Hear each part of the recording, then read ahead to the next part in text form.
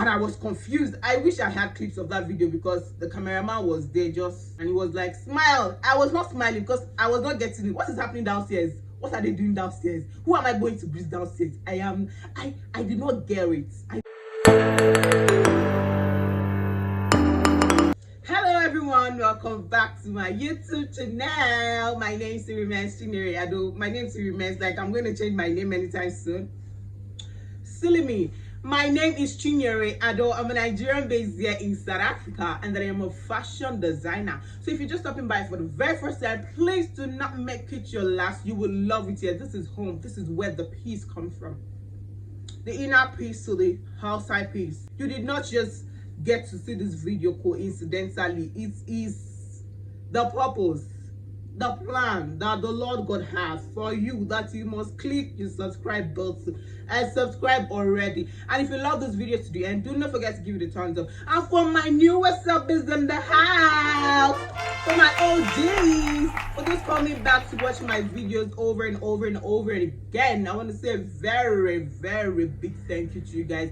I really do appreciate it. Without you, I don't know what I would be doing here. I used to say it and I'll keep saying it because it's the support for me and the encouragement from people that I've never seen before. I am so much blessed, and I want to say a very big thank you to you guys. I really, really do appreciate this. And today I'm gonna be gisting with you guys, so sit back and relax. So the topic today is going to be about how I actually got married without knowing. Yes, I got married without knowing. Just sit down. Yes, story. So in Nigeria, when I want to tell a story, we say story, and you respond story. Once upon a time, and you will say time. So let's go. Story. Once upon a time, okay, there was a girl, this pretty looking girl, yeah. Guys, don't mind me. So the story goes like this. So I have never said this before, but I just want to let you know that I had a long distance relationship with my husband. So my husband was here in South Africa and I was there in Nigeria, and we had to wait for, I think, about 5 years. If I'm not mistaken, it was about 4 and about, let's just say 5 years, because we cannot be counting days. It's not easy. 5 years, and he was there, and one day he just said to me, we've waited for a very long time, let's just meet each other. And to get visa from Nigeria then, it was kind of hard. So Dubai was very, very easy to just get in, you know, get in and get out. So it was like, okay, he's going to make plans, going to send me money to, you know, process the visa so that I can get it, and then we'll go to Dubai. So that was the plan. The plan was to see each other. It was not to get married. And as a baby girl that I am, I sat down and then I just had to give it a deep thought. I had to think about it, and I'm like, okay, dude, if we really want to see you, plenty things will happen. So you know what? Just pay my bride price. You don't have to do it. We don't have to do anything big since you're not here. Just let your family members come. Mine was going to come. Just a parlor thing, a parlor party, like a lounge thing, and let them just come and pay my bride price. And it was like, okay, he's going to tell his mom about this. And he did. My mother was that she's going to the village. In my place, when you want to get married to a lady, a woman, you would have to get a list first. So you have to go for introduction, and then they would have to give you lists for the bride price. So she came to the house for the introduction. We have to cook. Guys, this thing is not supposed to be something that anyone is even supposed to know. But my mother-in-law was like, no. So we have to cook for just introduction, trust me. And then we cooked. They came, they they talked about the list and everything, and then everyone ate and everything. I was even telling my in-laws, because they even had to pick clothes. Like, kudos to you guys, kudos to you guys. They kind of picked one Ankara, like everybody wore the Ankara, and they took pictures. And I'm like, please do not post. Don't post nothing. Nobody should tag me on anything. I didn't know what is happening here. Nobody should come and post me on anything. So it just went back like that. Nobody even knew. Anyone that knows, just to their own, because I didn't even want anybody to know about it. And after she got the list, she was like, she's not going to get the list of my parents here. She's going to our village. Mind you, I have never been to my village before. But my mother-in-law was like, I am going to the village so that your village people will know that you are off the market and you are about to get married. And I'm like, no, well, it's cool. My village is very far. So she went to the village to get the list. But apparently, the list given to her was the older list. So she still have to come to the house to get the new one. So my dad gave her the new one. They explained to her what happened, why they gave her the old list and everything. So it was kind of balanced. So the plan basically was to see, right? And the plan was not as if I was coming to South Africa to stay. It was just to come and see. And we were not even planning to come to South Africa. It was to go to Dubai to see each other. So my mother-in-law was like, okay, let's pick a date for the, you know, the ceremony. And I was still telling my mother-in-law, like, this thing is going to be a pilot thing. It's not, nobody must know. And she was like, she knows now, she understands. I shouldn't worry that she got this, she got it. And I'm like, okay, no problem. My husband sent me money to get some things, clothes and shoes. Sorry, before then, my mother-in-law asked me a question. She said, what is your favorite color? I don't know why she asked that as I then. And I'm like, red, black, and white. And trust me, guys, she bought that fabric. I'm so sorry. Red, black, and white.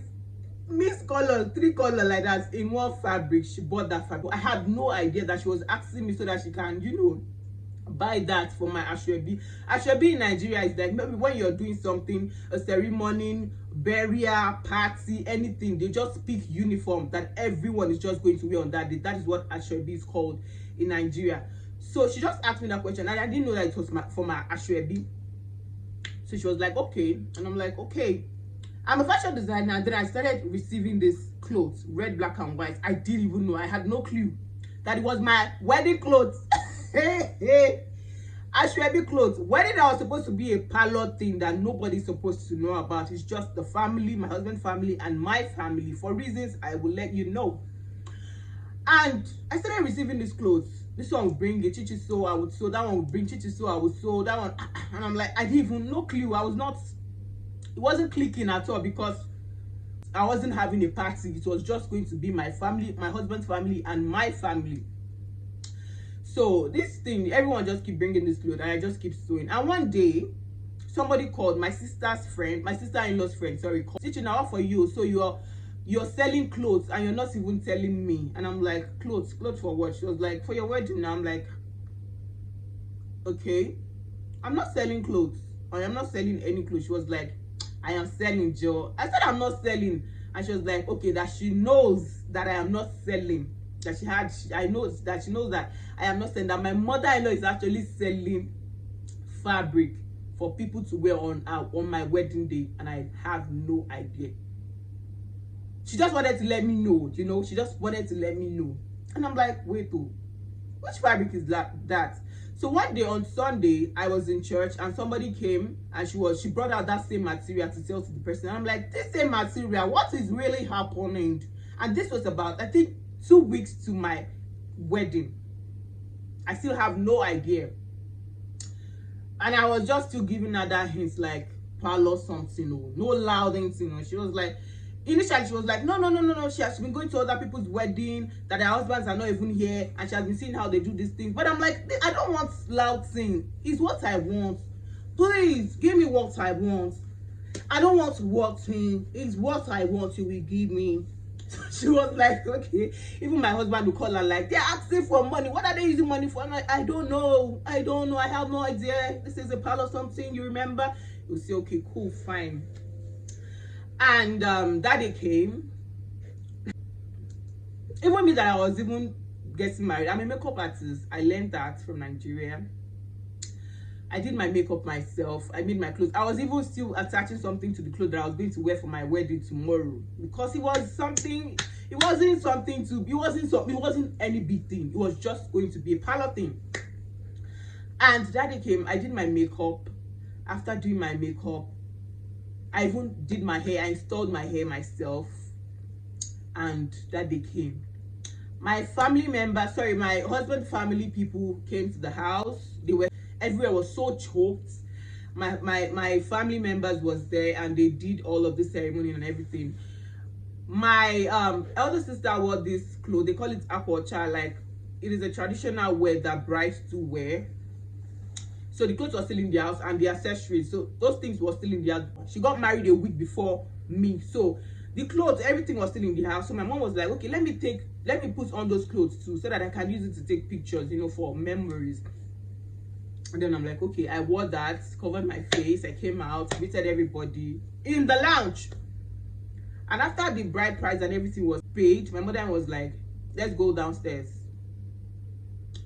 When she said let's go downstairs, I'm like, what is happening downstairs? I didn't get it. Let's go downstairs to do what? And she said, Chichi, come, let's go downstairs. I'm like, I did not understand what is happening downstairs. And I was confused. I wish I had clips of that video, because the cameraman was there just, and he was like, smile. I was not smiling because I was not getting it. What is happening downstairs? What are they doing downstairs? Who am I going to greet downstairs? I did not get it. I didn't get it. So I got there, guys. As soon as I got down, I saw canopies. Not one. I think about 2 or 3 canopies. Big ones. When I mean big canopy, big canopy. Hey! And I was like, what is happening? Is this my wedding date? I didn't get it. Like, what? That same fabric that I was sewing. My mother, from my own side, no one was wearing that clothes, because we have no idea that my mother-in-law was actually selling any clothes. Everywhere was, my whole street were like, it was literally shut down. No cars could come inside. And I'm like, I was shook. I was looking like, what did they happen for here? What's going on here? Is this? And they were like, come and greet. I was not smiling. I was just like, what is happening here? And then I kept walking. They said, greet this one. I'll just bend this one. I'm like, what is happening? Greet down. I'll bend this.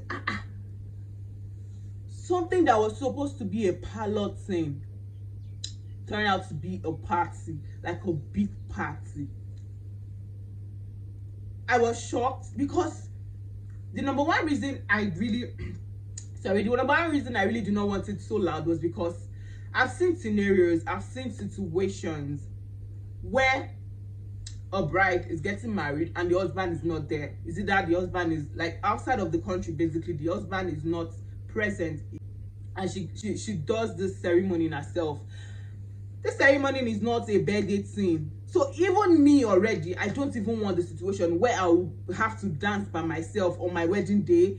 I would have to, what else are they going to do? Yes, dance by myself. I see the celebrant to dance now with husband. I will dance just by myself without my husband. I've seen scenarios like that. Some would even have to use a mannequin to represent the husband. Some would have to use, like, I've seen situations like that in Nigeria, and it's very common. It is just is a norm. It's a very normal thing in Nigeria. And I've seen where you get, after getting married to this man overseas, you don't still get to see this man years after years after years.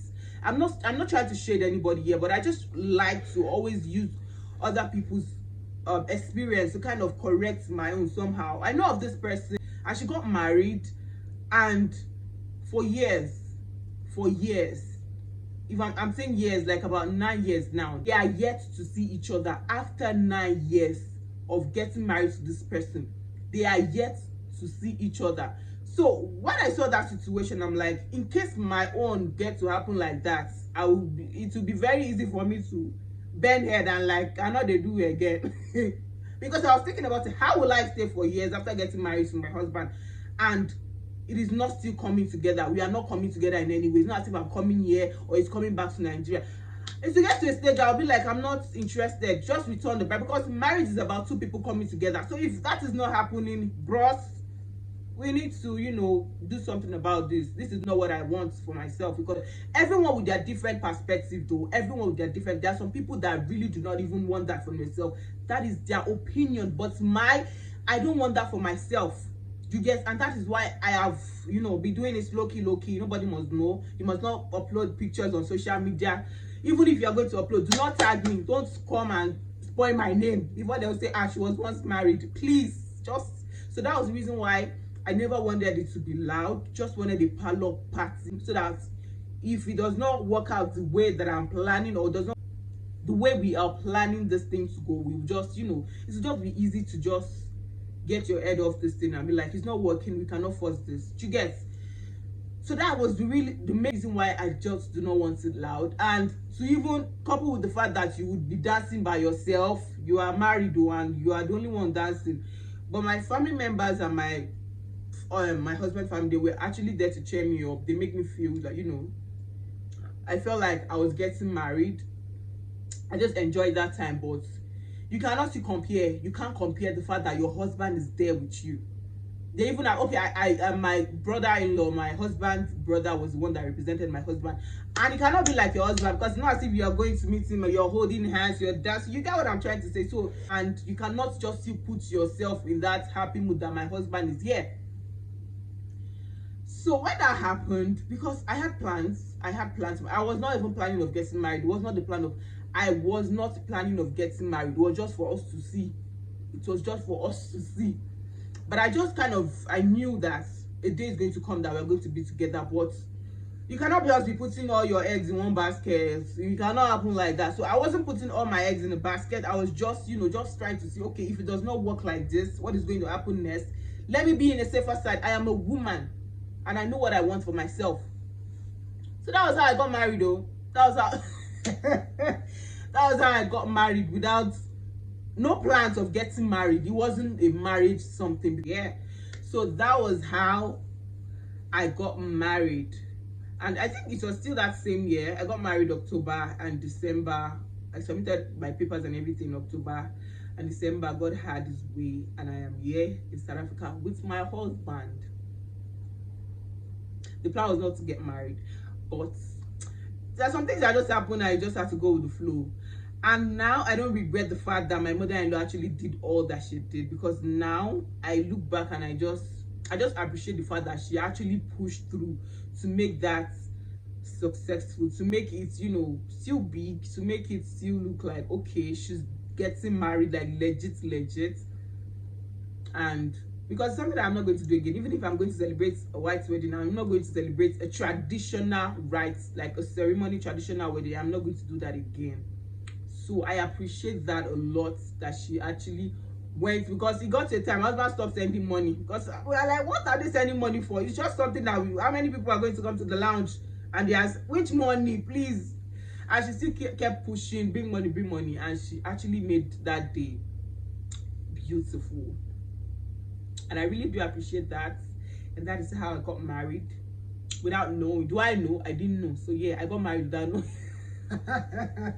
So that is the end of my story. If you find it interesting, let me know in the comment section. If there's anything that you want to say about that, because we do that a lot in Nigeria. The man will not be there, and the wife will just be getting married all by herself. Yes, we do. We do. It happens a lot, and that was what happened. If you like my story, do not forget to give it a thumbs up. That it goes a long way. Just like my video already, and subscribe to my channel. What are you waiting for? What exactly are you waiting for? Don't you like it here? Subscribe, Cherry. Subscribe already. Subscribe already. Subscribe to my channel, like my video, comment in the comment section below, and I will see you in my next video. Bye.